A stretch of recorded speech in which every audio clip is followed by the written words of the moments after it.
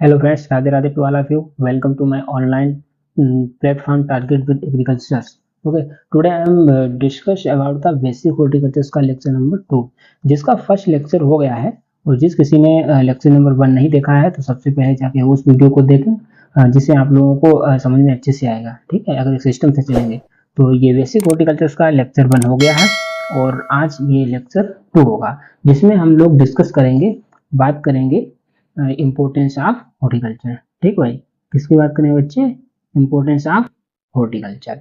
Okay, तो importance of horticulture देखिए, आप लोगों को मैंने लेक्चर 1 में बताया था कि जो हॉर्टिकल्चर होता है इसमें हम generally fruits and vegetables crop का अच्छे से स्टडी करते हैं। ठीक है, अब आप लोगों को मालूम ही होगा कि फ्रूट्स और वेजिटेबल्स का आजकल कितना इम्पोर्टेंस रोल्स है। ठीक है, ह्यूमन के लिए आप लोग बोल सकते हैं जो फ्रूट्स एंड वेजिटेबल्स होता है are very important component for our body. ठीक है, ये बहुत ही इंपॉर्टेंट कंपोनेंट्स होता है बॉडी के लिए। ठीक है, जिसको प्रोटेक्टिव फूड्स भी बोलते हैं। ओके, तो मेनली अगर आप लोगों को जो एक बैलेंस डाइट होती है, अगर बैलेंस डाइट के लिए मेनली जो 6 मेन न्यूट्रिएंट्स होते हैं वह अति महत्वपूर्ण होते हैं। अगर वो 6 न्यूट्रिएंट्स अगर जिसने अच्छे से अगर मेंटेन कर लिया तो समझो उसकी एक बैलेंस डाइट रहेगी। तो वो 6 मेन कंपोनेंट्स कौन कौन से हैं, आइए उस पर चर्चा करते हैं। यहाँ 6 मेन कंपोनेंट्स। ठीक है, तो 6 मेन न्यूट्रिएंट्स। ठीक है, क्या है भाई? 6 मेन न्यूट्रिएंट्स कौन कौन से हैं, बात करते हैं। क्या भाई? 6 न्यूट्रिएंट। ओके, कौन कौन से हैं? नंबर 1 क्या भाई? CHO यानी कार्बोहाइड्रेट। ठीक है भाई, कार्बोहाइड्रेट। 2 नंबर पे क्या है भाई? प्रोटीन। ठीक है भाई, और 3 विटामिन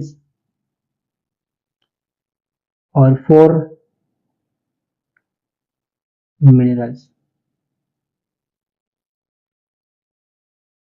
और 5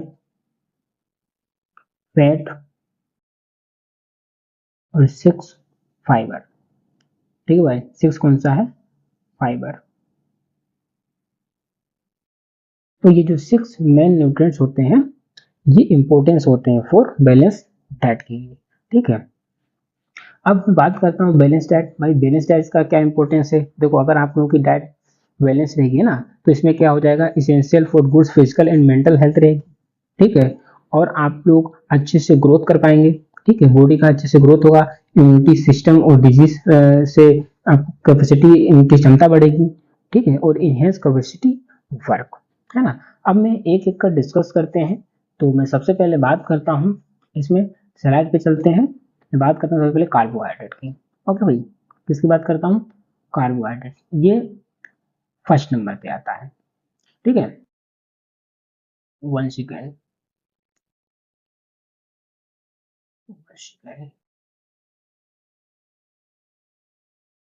ठीक है, किसकी बात करता हूँ मैं? कार्बोहाइड्रेट। देखिए, जैसे कि आप लोग स्क्रीन पे देख पा रहे होंगे, लिखा है जो कार्बोहाइड्रेट होता है, carbohydrate is important chief source of energy in human diet. है ना, ये एक बहुत ही इंपॉर्टेंट है, ये एक मेजर सोर्स है आवर बॉडी। ठीक है, ये मेजर सोर्स फॉर बॉडी। और जो कार्बोहाइड्रेट होता है इसके मेनली 3 ग्रुप्स को क्लासिफाइड किया गया है। वो कौन कौन से ग्रुप होते हैं नेक्स्ट स्लाइड में दिया गया है। जैसे क्या है, कार्बोहाइड्रेट्स मेनली 3 कौन कौन से ग्रुप है। नंबर 1, सबसे पहला क्या है भाई? सबसे पहला है मोनोसैकेराइड्स। सबसे पहले कौन सा भैया? मोनोसैकेराइड। देखिए आप लोग देख पा रहे होंगे मोनोसैकेराइड्स। ठीक है, और नंबर 2 डाइसैकेराइड्स और 3 पॉलीसैकेराइड्स। ठीक है, इसमें आपको सिर्फ और सिर्फ इतना ध्यान रखना है, जो मोनोसैकेराइड्स होता है जिसमें ये ग्लूकोज, फ्रुक्टोज और मोनोज, ये 3 फंक्शंस आते हैं। और डाइसैकेराइड में सुक्रोज, लैक्टोज और माल्टोज। और पॉलीसैकेराइड में स्टार्च, सेलुलोज और सेक्टिन। ओके, तो जो मोनोसैकेराइड्स होता है इसको याद करने के लिए मैं आपको एक ट्रिक बता दूं, जैसे क्या है, ग्लूकोज, फ्रुक्टोज और मोनोज। तो आप लोगों को इस तरह से ध्यान रखना है कि जीएफ बनाना है एक बार। ठीक है भाई, क्या करना है? जीएफ को सिर्फ एक बार बनाना है।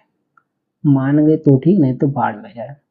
वैसे भी बहुत लड़कियां भाव खाती हैं, है ना, आप लोगों का कहना है, ज़्यादातर मोस्टली लोग कहते हैं, बट ऐसा नहीं है ना। ठीक है, तो मैं आप लोगों को याद करने के पर्पज से बता रहा हूँ। क्या करना है, जीएफ बनाना है एक बार। तो जी से क्या हो जाएगा भाई, ग्लूकोज, एफ से फ्रुक्टोज, और जो मनाना है, ठीक है, मनाना, इससे हो जाएगा आपका ग्लूकोज। ठीक है, जीएफ बनाना है एक बार। ओके, तो क्या हो जाएगा, ग्लूकोज, फ्रुक्टोज और मैनोज। ओके, तो आई होप कि आप लोगों को यहाँ तक की समझ में आ गया होगा। ठीक है, अब नेक्स्ट चलते हैं, मैं बात करता हूँ इसके सोर्स की। अगर मैं सोर्स की मैं बात करूँ तो वेजिटेबल्स में जो सबसे अधिक जो कार्बोहाइड्रेट होता है वो होता है कशाबा में। किसमें होता है, कशाबा में। कसावा में कितना होता है, लगभग कसावा में 38.6% ये कसावा में होता है कार्बोहाइड्रेट। और दूसरे नंबर पे होता है स्वीट पोटैटो, और तीसरे नंबर पे होता है पोटैटो, जिसमें 22.1% कार्बोहाइड्रेट होता है। ठीक है, और फ्रूट्स की अगर बात करें तो फ्रूट्स में जो रेजिन्स होता है, जो किशमिश होते हैं, उसमें सबसे अधिक मात्रा में ये कार्बोहाइड्रेट पाया जाता है। ठीक है, आगे एग्जाम्पल लिखे हुए हैं नेक्स्ट स्लाइड में, ये देखिए, देख पा रहे हो आपको, देखो जो फ्रूट्स होते हैं, फ्रूट सोर्सेस और वेजिटेबल सोर्सेस, है ना। तो फ्रूट्स में सबसे पहले रेजिन्स कितना है, 77.3%, है ना भाई। और एप्रीकोट, एप्रीकोट में कितना है, 72.8%।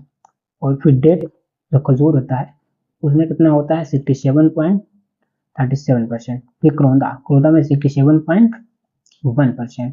और बनाना, बनाना में कितना है, 36.4%। और बेल में कितना है, और 30.6%। और वेजिटेबल्स में, जैसे कि मैंने आप लोगों को ऑलरेडी बता चुके हैं, जो सबसे पहले कसावा, कसावा में कितना होता है, 38.1%। Sweet potato second, 28.2%। और पोटैटो थर्ड कितना था, 22.6%। ठीक है भाई, अब नेक्स्ट स्लाइड की ओर बढ़ते हैं। आगे मैं बात करता हूँ प्रोटीन की। तो जो प्रोटीन होता है ये बॉडी बिल्डिंग मटेरियल्स होता है। ठीक है, इसमें आप लोगों को ज़्यादा कुछ नहीं जानना है, बस इतना सा ध्यान रखना प्रोटीन में। देखिए, ये जो आपका टॉपिक्स है ये बायोकेमिस्ट्री का है, ठीक है, बट हॉर्टिकल्चर इम्पोर्टेंस में ये थोड़ा आ जाता है, तो आप लोगों को बस ध्यान रखना है। ठीक है, और बाकी आप लोगों को सोर्स वगैरह इसमें ज़्यादा ध्यान देने की आवश्यकता है।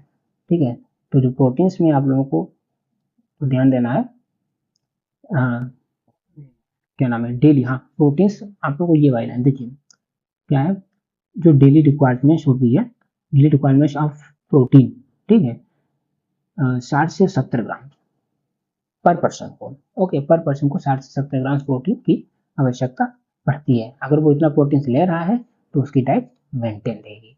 ठीक भाई, नेक्स्ट स्लाइड की ओर बढ़ते हैं। ये देखो, बॉडी बिल्डिंग मटेरियल्स होता है, अगर बॉडी बॉडी बनानी है भाई तो प्रोटीन लेना शुरू कर दो। ठीक है, ये देखो आप सोर्स, बस सोर्स ही इंपॉर्टेंट है। अगर हम सोर्स की बात करें, फ्रूट सोर्स और वेजिटेबल सोर्स, तो फ्रूट सोर्स में जो सबसे ज़्यादा प्रोटीन्स होता है वो होता है काजू। किसमें होता है भाई, काजू। ठीक है, जिसको बोलते हैं केशव नट, कितना होता है, 21.20%। Second almond, 20.88%। Third walnut, 15.60%। Okay, और वेजिटेबल्स की अगर बात करें तो सबसे ज़्यादा जो वेजिटेबल्स जो प्रोटीन पाई जाती है वो पाई जाती है लीमा बीन में। कितना होता है, 70.9 ग्राम पर 100 ग्राम में। ओके, सेकेंड पी और थर्ड काउ पी। ओके, तो आप लोगों को ये सोर्स वगैरह ध्यान रखने हैं। ठीक है, और नेक्स्ट स्लाइड की ओर बढ़ते हैं। ये तो ये पर कैप्चर रिक्वायरमेंट दी गई है और अवेलेबिलिटी की कितना आवश्यक रहता है, तो इसको ध्यान देने की बात है। जो सीरियस क्रॉप रहती हैं, सीरियस, ये इसमें रिक्वायरमेंट पर डे होती है 400 ग्राम, अवेलेबिलिटी 444 ग्राम। पल्स 80 ग्राम्स, और वेजिटेबल्स 350 ग्राम्स, और फ्रूट्स 120 ग्राम्स, और मिल्क 30 ग्राम्स, और ऑयल 30 से 35 ग्राम। ये इसके अवेलेबिलिटी की मात्रा दी है, इनको भी ध्यान रखने की आवश्यकता है। Okay, next vitamin. ठीक है, तो विटामिन में आप लोगों को ये ध्यान रखना, विटामिन शब्द किसने दिया था। ठीक है, तो जो विटामिन जो शब्द है ये फंक ने दिया था। ठीक है, कब दिया था भाई, 1912 में। ठीक है, 1912 में फंक ने इस विटामिन शब्द को दिया था। ठीक है, और आप लोग पढ़ भी सकते हैं, जैसे कि लिखा है, these are important constitutes of fruits and vegetables. They are indispensable parts of human diet. Although requirements in vary, minute questions are they absolutely essential for the maintenance of health. The deficiency of any vitamins from diets for considerable periods may be lead to disease, stress, disorder. Consider fruits और vegetables supply several vitamins. Okay, जो fruits और vegetables होते हैं ज्यादातर इन्हीं में vitamin की मात्रा पाई जाती है। ठीक है भाई। नेक्स्ट आप लोग देख सकते हैं, देखो विटामिन होती हैं मेनली, इनको दो भागों में डिवाइड किया गया है। कौन कौन से? सबसे पहले क्या है? वाटर सोलुबल और फेट सोलुबल। वाटर सोलुबल कौन कौन है? विटामिन बी और सी। फेट सोलुबल क्या है? एडेक, विटामिन ए, डी, ई और के। ठीक है। अब विटामिन ए की बात करते हैं तो जो विटामिन ए होता है इसका आप लोगों को साइंटिफिक नेम ध्यान रखना क्या होता है? रेटिनॉल। ठीक है, रेटिनॉल। ओके, ये आप लोगों को ध्यान रखना है। डिफिशियंसी की बात करें तो इससे क्या होता है? Night blindness. ठीक है, नाइट ब्लाइंडनेस, और जिसको जीरो थैलेमिया भी बोलते हैं, और फॉर चिल्ड्रंस में। ओके, आप लोगों को विटामिन ए में इतना ध्यान रखना, जो विटामिन ए होती है ये किस तरह से डिफिशियंसी इसकी कमी से होता है। नाइट ब्लाइंडनेस इसको बोलते हैं लोग रतौंधी, जो विटामिन ए की कमी से क्या होता है भाई? रतौंधी होता है। कैसे होता है? देखिए, ये जो व्हाइट वाला जो पार्ट है ना, ये जी इधर, ठीक है, जो व्हाइट वाला, ब्लैक वाला छोड़ के जो व्हाइट वाला पार्ट है इसको बोलते हैं थैलेमस। क्या बोलते हैं भाई? इसको बोलते हैं थैलेमस। ठीक है, और जो ये थैलेमस होता है ऑप्सिन प्रोटीन से कनेक्ट रहता है। किससे कनेक्ट रहता है? ऑप्सिन। ठीक भाई, ऑप्सिन। और जो ऑप्सिन प्रोटीन होती है एक केराटिनॉइड्स कंपाउंड से कनेक्ट रहती है। ठीक है भाई, केराटिनॉइड्स कंपाउंड से। और जो केराटिनॉइड्स कंपाउंड होती है ये विटामिन ए से मिलती है।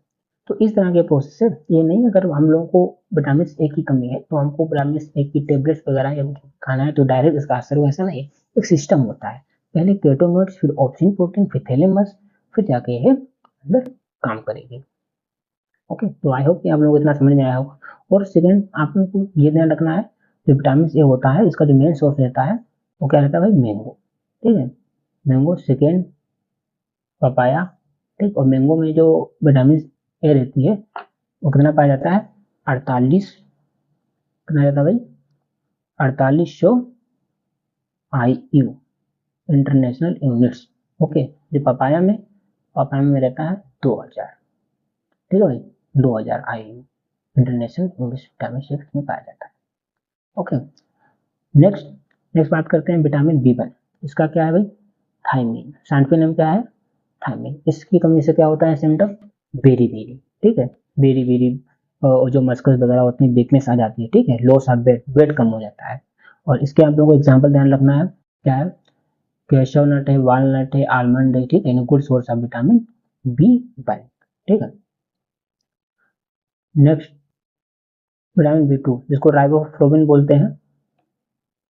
ठीक है, इसकी जो कमी से जो सिम्टम्स में हम लोग दिखा देते हैं वो ड्राई स्किन हो जाती है, स्किन वगैरह सूख जाती है, और जो crack in corner of mouth, ठीक है, क्रैकिंग ऑफ लिप्स etc। इसके मेन सोर्स को रहता है bael, papaya, cashew are good source of vitamin B2। ठीक है, विटामिन B3 की बात करते हैं जिसको निकोटिनिक एसिड साइंटिफिक नेम होता है, और इसकी डिफिशियंसी से पेलेग्रा नामक रोग होता है। क्या होता है भाई? पेलेग्रा। ठीक है, ये आप लोगों को ध्यान रखना है, पेलेग्रा। ओके, ये देखो इस तरह से इसके जो डिफिशियंसी होते हैं, इस तरह से इसके सिम्टम हैंड्स वगैरह हो जाते हैं, स्किन इस तरह से सुखड़ जाती है। Okay, vitamin B3 ascorbic acid. ठीक है, एस्कॉर्बिक एसिड डेली रिक्वायरमेंट कितना रहता है? लगभग 17 से 100, 17 यूनिट प्रति 100 gram daily requirement of vitamin C. इसकी डिफिशियंसी से क्या हो जाता है? स्कॉर्बी नामक रोग हो जाता है। Approximately 90% vitamin C is obtained from fruit and vegetables. ठीक है, विटामिन सी होती है मोस्टली ज़्यादातर फ्रूट्स और वेजिटेबल्स में ही पाई जाती है। देखा ना, देखा गया 90%, लगभग 90% विटामिन सी जो रहती है ऑब्टेन्स ओनली फ्रूट्स और वेजिटेबल। इसके सोर्स क्या रहते हैं? बारबडस चेरी, आंवला और गुआवा, जितने भी खट्टे फल रहते हैं सब विटामिन सी के सोर्स रहते हैं मेनली। ओके, विटामिन B6 की अगर बात करें इसका साइंटिफिक नेम होता है पाइरोक्सिन। क्या होता है? पाइरोक्सिन। ठीक है भाई, जिसमें क्या होता है जो विटामिन B6 वगैरह रहती है, इससे हम लोग को एनीमिया वगैरह नाम रोग हो जाता है, खून की कमी। ठीक है, खून की कमी। ओके। और जो इसका मेन सोर्स रहता है B6 का, वो रहता है मशरूम। क्या होता है भाई? Mushroom main source vitamin B6 का। बस इतना आप लोगों को ध्यान रखना है। विटामिन B12 जिसको साइना कोबालामिन बोलते हैं, इसका साइंटिफिक नेम क्या होता है विटामिन B12 का भाई? साइना कोबालामिन। ठीक है।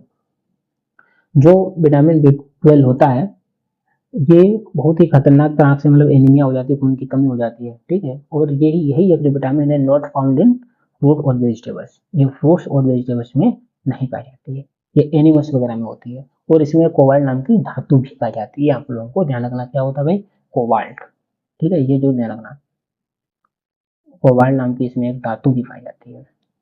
ठीक है। नेक्स्ट पेज पे बढ़ते हैं भाई, क्या आता है विटामिन डी। इसका साइंटिफिक नेम क्या है? कैल्सीफेरॉल। क्या है भैया? कैल्सीफेरॉल। ध्यान रखना, इसकी डिफिशियंसी से जो बच्चों में होता है वो रिकेट्स नाम की बीमारी होती है।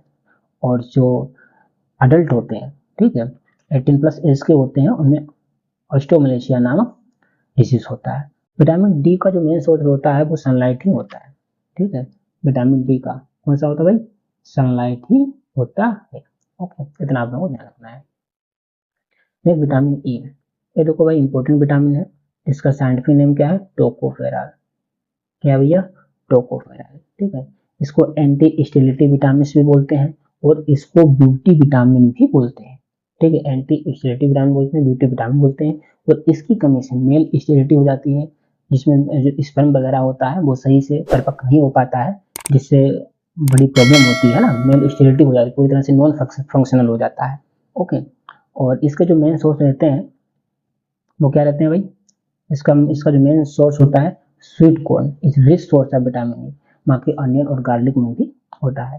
ठीक है, तो विटामिन ई की कमी मत होने देना भाई, अच्छे से लाना, नहीं तो दिक्कत होगी। बहुत लोग देखो, इसका जो टोकोफेरॉल नाम है ना साइंटिफिक, ये याद करने के लिए मैं ट्रिक बताऊं तो लोग ना बड़े टोकते हैं अगर इसकी कमी हो गई।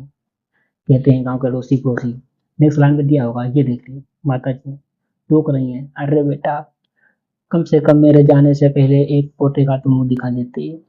और लोग टोकते हैं।